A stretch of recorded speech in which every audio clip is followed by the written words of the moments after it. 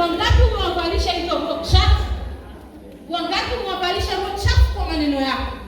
Tunaambiwa ole wetu. Anasema hivi, ili kuyawinda maisha ya watu. Je, mnapowinda maisha ya watu wangu, mnadhani mtastahimilisha maisha yenu wenyewe? Mwangalie jirani yako. Mwangalie mwanamke mwenzako. Mwangalie, tuko serious. Tunataka muulize